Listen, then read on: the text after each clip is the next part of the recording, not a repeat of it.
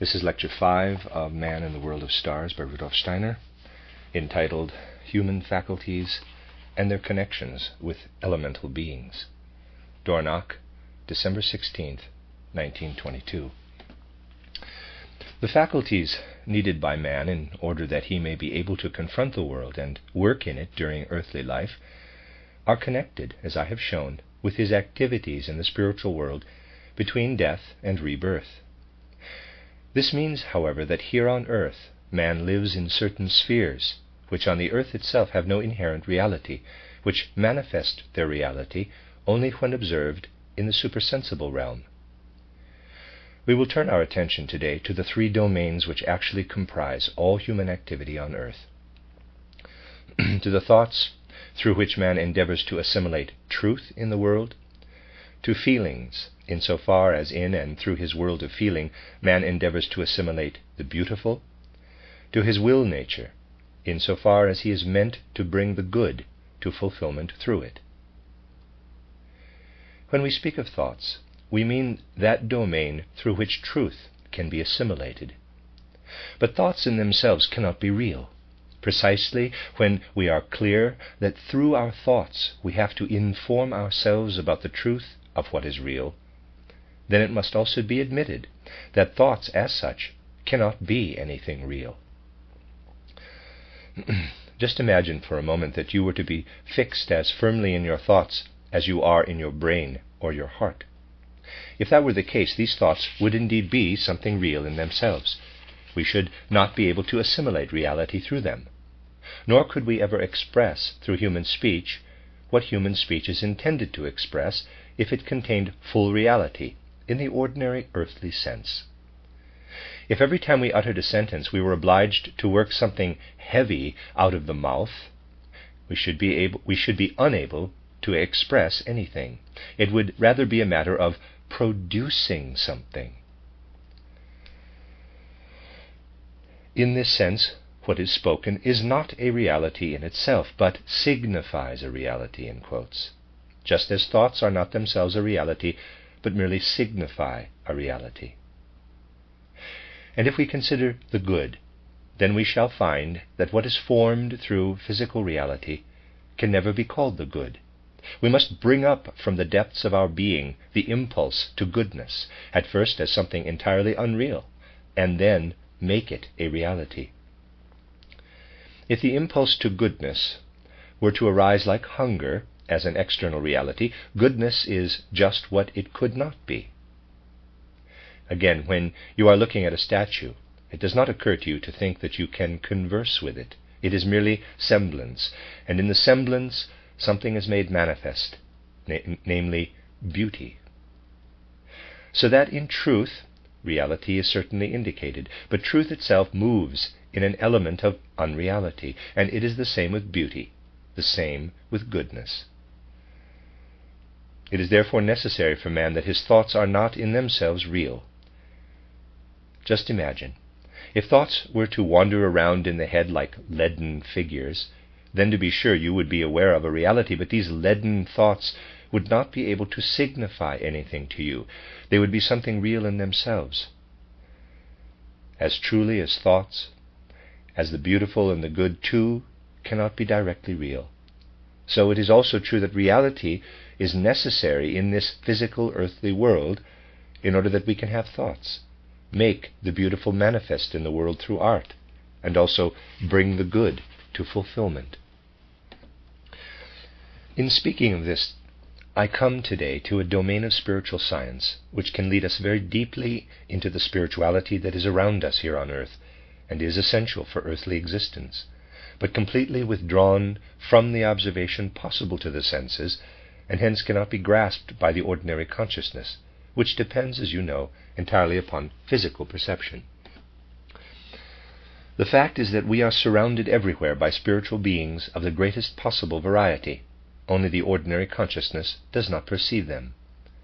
Their existence is necessary in order that, as human beings, we may be able to unfold our faculties, to have thoughts in their chimerical lightness and evanescence, so that they are not present in our heads like leaden weights, are not something real in themselves, but can signify reality.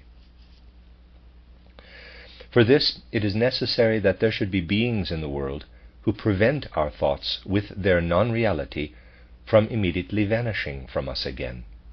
We men are really too cumbersome, too ponderous, to be able without more ado to hold fast our thoughts with the ordinary consciousness. Elemental beings must be there, beings who help us ever and again to hold fast our thoughts. Such elemental beings are indeed present, only they are extraordinarily hard to discover, because they always conceal themselves. When we ask, how does it really come about that we can hold fast a thought when it has no reality at all? Who is helping us to do this? Even then it is very easy to be deceived, precisely when the matter is considered in the light of spiritual science.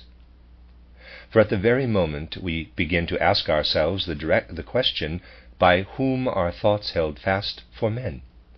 Through this very desire to know about the spirit entities who hold thoughts fast, we are driven into the realm of the Ahrimanic beings. We plunge into the realm of these beings, and very soon begin to believe, although it is of course a deceptive belief, that man must be supported by the Ahrimanic spirits in order to hold fast the thoughts, so that they shall not vanish the moment he grasps them. On this account, most people are, unconsciously, even grateful to the Ahrimanic beings for supporting them in their thinking. But it is misplaced gratitude, for there is a whole kingdom of beings who support us, in our thought world particularly, and who are by no means Ahrimanic. These beings are difficult to find in the spiritual world, even for well-trained vision. One finds them sometimes by observing a very clever man at work. If one watches such a man, one can perceive that he actually has a volatile, fleeting band of followers. He does not go about alone, but has a fugitive following of spiritual beings who do not belong to the Ahrimanic kingdom, but who have an altogether remarkable character. One first really learns to know these beings when one can observe those other beings who belong to the Ahrimanic realm, to the elemental kingdoms, and therefore are not perceptible to the eyes of the senses, who are at work when forms in nature, crystal forms, for example, arise. The activity of these beings underlies all form. You find them described in my mystery plays as beings who chisel and hammer out solid forms. If you think of the gnome-like beings in one of the mystery plays, footnote The Soul's Awakening, Scene 2, you have there the beings who produce forms. Now, these beings are sly and crafty, as you can see from the way I have presented them in the play, and they mock at the scanty intelligence possessed by men. Call to mind those scenes from the mystery play if they are known to you. Now, if we observe a really clever man, and perceive how he may have a retinue consisting of a whole host of such beings as I have described, we find that these beings are despised by the gnome spirits of the elemental world, because they are clumsy, and above all because they are terribly foolish. Foolishness is their main characteristic. And so it can be said that precisely the very cleverest people in the world, when we can observe them from this aspect, are followed by whole troops of quote-unquote spirit fools. It is as if these foolish spirits wanted to belong to someone, and they are greatly disdained by the beings who fashion and shape forms in nature in the way described in the mystery plays. We can therefore say, among the worlds unknown to begin with to ordinary consciousness, there is one that is peopled by a spirit folk of quote-unquote fools, fools who throng toward human wisdom and cleverness. In the present age, these beings have actually no life of their own. They achieve a life by using the life of those who are dying from illness, but in whom life forces are still present. These beings can only make use of a life that is past. Thus there are spirit fools who use the life that remains over from men. They sate themselves with the life that lingers in cemeteries and such places. It is when we penetrate into worlds like this that we realize how densely populated is the realm lying behind the world that is perceptible to the senses, how manifold are the classes of spirit beings. and how closely connected these spirit beings are with our faculties. A clever man pursuing his activities, who is merely clever and not clairvoyant, can hold fast his thoughts, precisely through the fact that he is followed by this troop of spirit fools. These spirit fools rivet themselves to his thoughts, drag at them, and give them weight, so that they remain with him, whereas otherwise they would quickly vanish from him. These beings are, as I said, bitterly scoffed at by the gnome-like beings. The gnome-like beings will not tolerate them in their realm, although they belong to it. The gnome-like beings drive the others away continually, and there is a hard fight between the gnome folk and this folk of spirit fools, through whom alone wisdom is made possible for man. Otherwise the wisdom would be fugitive, would pass away the moment it came into existence, could not remain. As has been said, these beings are hard to discover, because it is so easy to fall into the Ahrimanic sphere directly questions are asked about them. But one can find them on occasions, such as I have just indicated, by observing very clever men who are followed by a whole troop of such beings. Apart from that, however, when there are not enough clever thoughts fastening onto men, these beings are to be found lingering, for example, in libraries, when the books contain clever material. When the contents of books are stupid, these beings are not to be found. They are to be found only where there is cleverness. On that they rivet themselves. This gives us some insight into a realm that surrounds us everywhere, that is present just as the nature kingdoms are present, that has something to do with our faculties, but is very difficult to assess. If we wish to do that, we must rely upon those gnome-like beings and set some store by their judgment, and they in fact consider the other beings stupid and impudent. But these other beings have yet another characteristic. When they are too severely persecuted by the gnome-like beings, they escape into human heads, and whereas outside in nature they are almost giants of an enormous size, they become quite tiny when they are inside men's heads. One could say that they are an abnormal species of nature spirits, who are, however, ultimately connected with the whole of human evolution on the earth. Beings of another kind live chiefly in the watery and airy elements, just as do those beings described in the mystery plays as the sylph-like beings. The beings to whom I am now referring have chiefly to do with the world of quote-unquote beautiful semblance. They attach themselves less to men who are clever in the ordinary sense than to those who are genuinely artistic in nature. But these beings too are very hard to discover, as they can so easily conceal themselves. They are to be found where there are genuine works of art, where, for instance, the human form or forms of nature and so forth are portrayed in semblance. There they are to be found. These beings too, as I said, can only be discovered with difficulty. When, for instance, we ask, how is it that beautiful semblance interests us? That there are occasions when we derive greater pleasure from a beautiful statue than from a living person. Parenthesis, true, it is a different kind of pleasure, but for all that, greater, parenthesis. Or that we are edified and delighted by melodies or harmonies. When we ask ourselves this, we very easily fall into a different realm, into the realm of the luciferic beings. It is not only the luciferic beings who promote enthusiasm for art, but again there is a kingdom of elemental beings by whom interest in art is stimulated and kept alive in man.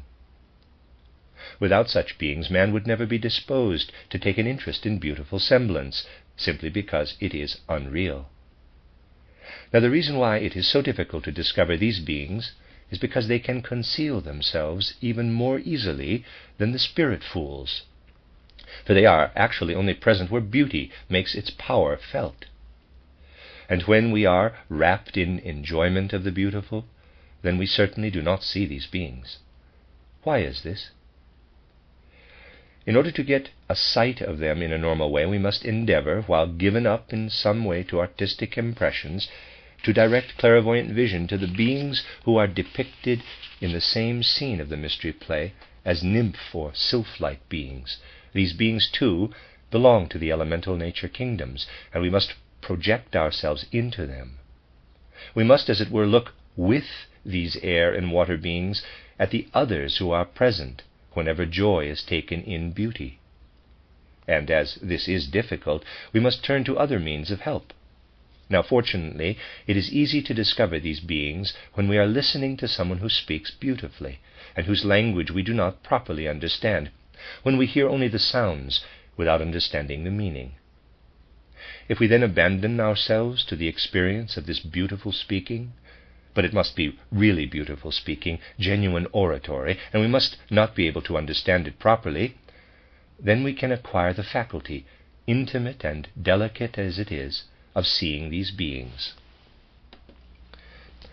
Thus we must try, as it were, to acquire the talent of the sylphs and to strengthen it through the talent that unfolds when we listen to beautiful speech without endeavoring to understand the meaning, but having ears only for its beauty. Then we discover the beings who are present wherever beauty is, and lend their support so that man can have a true interest in it. And then follows the disillusionment, the great and terrible surprise. For these beings are in fact hideously ugly, the very ugliest that can be imagined. They are ghastly creatures, the very archetypes of ugliness. And if we have developed the requisite spiritual vision, and visit some studio where artistic work is being done, we find that it is these beings who are present on earth like spiders on the ground of world existence, in order that men may take interest in beauty. It is through these frightful spider creatures of an elemental order that interest in beauty really awakens. Man simply could not have the right interest in beauty if, in his life of soul, he were not entangled in a world of hideously ugly spider-like beings. When they are going through a gallery, people have no inkling, for what I have said refers only to discovering the form of these beings, who are always present when anyone is delighting in beauty. People have no inkling of how they are strengthened in the interest they take in beautiful pictures by having these hideous spider-like creatures creeping in and out of their ears and nostrils. Man's enthusiasm for what is beautiful arises on the foundation of ugliness. That is a cosmic secret, my dear friends. The spur of ugliness is needed in order that the beautiful may be made manifest. And the greatest artists were men who, because of their strong bodily constitution, could endure the invasions of these spidery beings in order to produce, let us say, a Sistine Madonna or the like. Whatever beauty is brought forth in the world has been lifted out of a sea of ugliness through the enthusiasm in the human soul. Let it not be thought that behind the veil of the material world, in the region beyond the threshold, we come into a realm of pure beauty. Do not imagine that anyone who is cognizant of these things speaks light-heartedly when he says that if men are not properly prepared, they must be held back at the threshold of the spiritual world. For it is essential, first of all, to know the thoroughly unedifying foundations of all that in front of the... Let me read that again. For it is essential, first of all, to know the thoroughly unedifying foundations of all that in front of the curtain, as it were, is uplifting and edifying. Therefore, if with spiritual sight we move about the elemental world belonging to air and water, again we see the great battle waging between the fleeting sylphs and undines and these archetypes of ugliness. Although I spoke of the latter as spidery creatures, the tissues of which they are formed are not like those of spiders as we know them, but they are composed of the elements of water and watery vapor. They are volatile air formations, the ugliness of which is enhanced inasmuch as every second they have a different ugliness. Each succeeding ugliness gives the impression of being even worse than its predecessor. This world is present in air and water, together with everything that is delightful there. And now, in order that man may unfold enthusiasm for the good, something else takes place. It can be said of the other beings that they are more or less actually there, But in the case of the beings of whom I am now going to speak, it must really be said that they are continually coming into existence whenever, in fact, a man has within him warmth of feeling for goodness. It is in this warmth that these beings develop. Their nature itself is warm and fiery.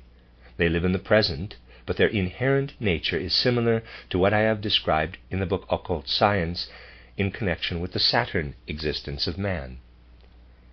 As man was in the old Saturn existence, so are these beings today. Their form is not the same, but their nature is similar.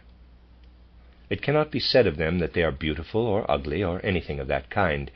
They must be judged in comparison with the ordinary elemental warmth beings, who, as you know, also exist. All spiritual research in this sphere is extraordinarily difficult.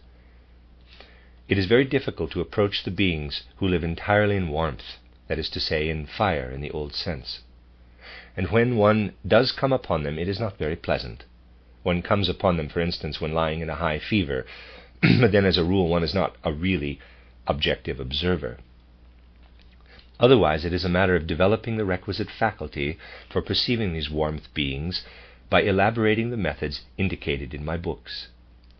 These warmth beings have a certain relationship with the beings who appear, for instance, when a man has warm enthusiasm for the good, but the relationship is of a very peculiar kind. I will assume, hypothetically, for only in that way can I describe these things, that warmth beings of the normal kind are present, originating in man's physical warmth, which, as you know, is greater than the warmth of the environment. Man has his own warmth, hence these particular beings are near him. And now, in a man who has enthusiasm for the good, these other beings make themselves manifest. They too are warmth beings, but of a different kind.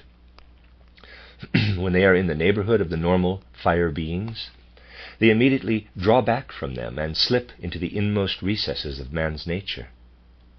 If one then makes great efforts to discover their essential characteristics, in contrast to those of the normal warmth beings, one finds that they have an inner but very pronounced bashfulness. They refuse absolutely to be observed by other beings of the spiritual world, and flee from them because they are ashamed of being seen. They flee first and foremost into the inmost nature of man.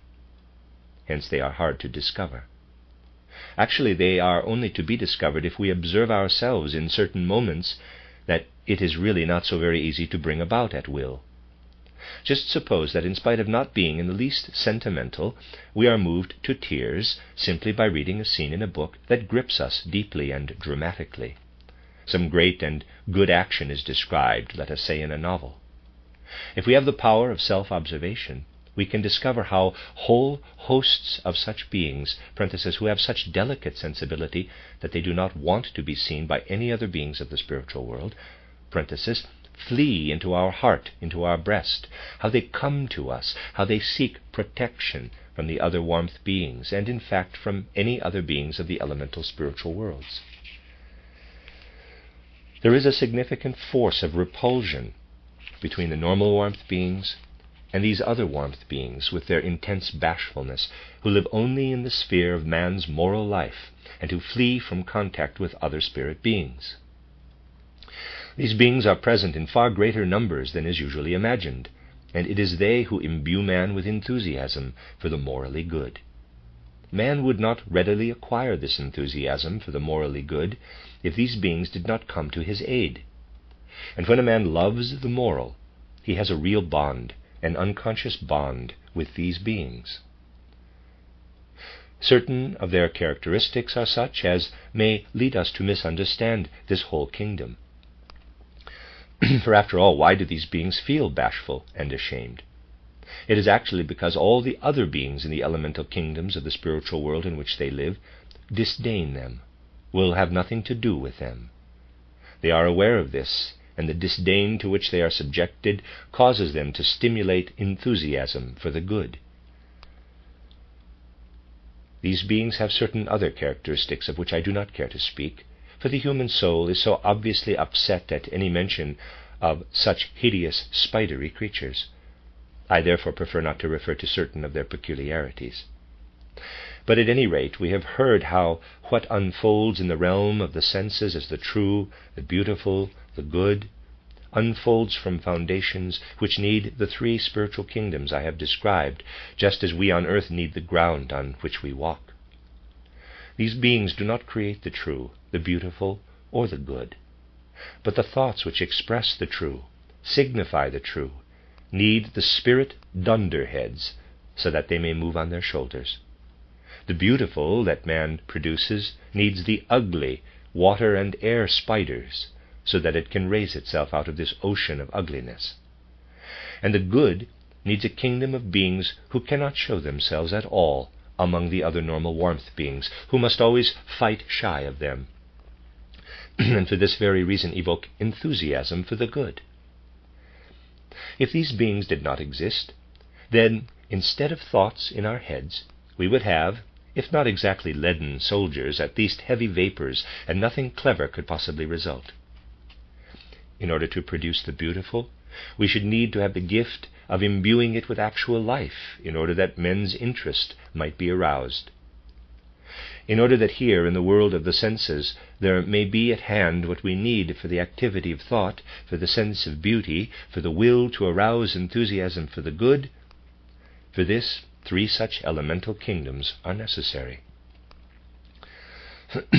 The normal elemental kingdoms, that is, the kingdoms of the gnomes, sylphs, undines, and salamanders, to use folk terminology, are still at the stage of striving to become something in the world. They are on the way to having forms resembling those in our sense world. The forms will not be the same, but one day they will become perceptible to the senses possessed by men today, whereas now in their elementary existence these beings are not perceptible to the ordinary senses.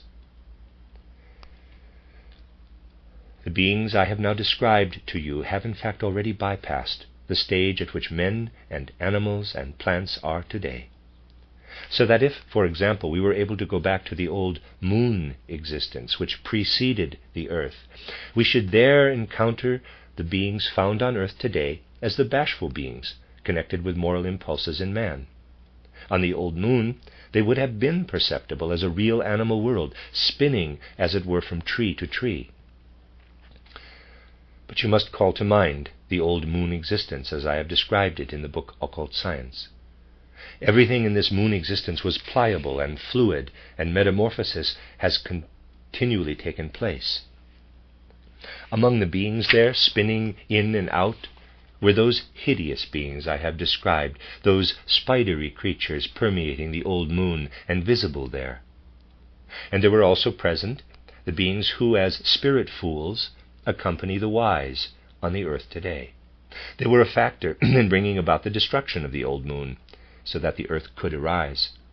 And even now, during earth existence, these beings have no pleasure in the formation of crystals, but rather in the breaking up of everything mineral. Thus, while we can say of the normal elemental beings that they will one day become visible to the senses, we must say of these other beings, once upon a time they were visible to the senses, and have now sprung over into the spiritual, admittedly through their luciferic and Ahrimanic natures. Thus there are two kinds of elemental beings, ascending and descending. We can say, on the quote-unquote dung of old moon ugliness, which was there in profusion during the old moon existence, on the quote-unquote dung of old moon ugliness, our world of beauty springs forth. You have an analogy in nature when you carry manure to the fields and beautiful plants spring from it. There you have an analogy in nature, except that the dung, the manure, is also perceptible to the senses. So it is when the half-reality of the world of beauty is observed clairvoyantly. Try to envisage this half-real world of beauty, quite apart from the teeming life in the three kingdoms of nature on the earth. Picture all the beautiful after-effects springing from the earth. Just as lovely flowers spring up in a meadow, you must spiritually picture underneath it all the moon dung, which contains the ugly spidery creatures I have described. Just as cabbage does not grow unless it is manured, as little can beauty blossom on the earth unless the gods manure the earth with ugliness. That is the inner necessity of life. And this inner necessity of life must be known to us, for such knowledge alone can give us the power to confront with understanding what actually surrounds us in nature. Anyone who believes that beauty and art can be produced on earth without the foundation of this ugliness is like a man who is horrified that people use manure, insisting that it would be far better to let beautiful things grow without it. In point of fact, it is not possible for beauty to be produced without the foundation of ugliness. And if people do not want to give themselves up to illusion about the world, that is, if they genuinely desire to know the essential and not the illusory, then they must acquire knowledge of these things. Whoever believes that there is art in the world without ugliness does not know what art is. And why not? Simply for the reason that only he who has an inkling of what I have described to you today will enjoy works of art in the right way, for he knows at what cost they are purchased in world existence. Whoever wants to enjoy works of art without this consciousness is like a man who would prefer to do away with manure on the fields. Such a man has no real knowledge of what grows in nature. He has, in fact, merely an illusion about it, plants of papier-mâché, although real plants are actually there. Whoever does not feel ugliness as the foundation has not the right kind of delight in beauty. Such is the world order, and men must acquire knowledge of it if they do not want to go on wandering about like earthworms, keeping to their own element and not looking upward to what is real. Men can only develop the talents latent within them if they confront reality fairly and squarely. Reality, however, is not attained merely by talking time and time again of spirit, spirit, spirit, but by really coming to know the spiritual. But the fact is also to be faced that in certain regions of the spiritual world, something like I have been describing to you today will be encountered. The end of Lecture 5 of Man in the World of Stars cycle.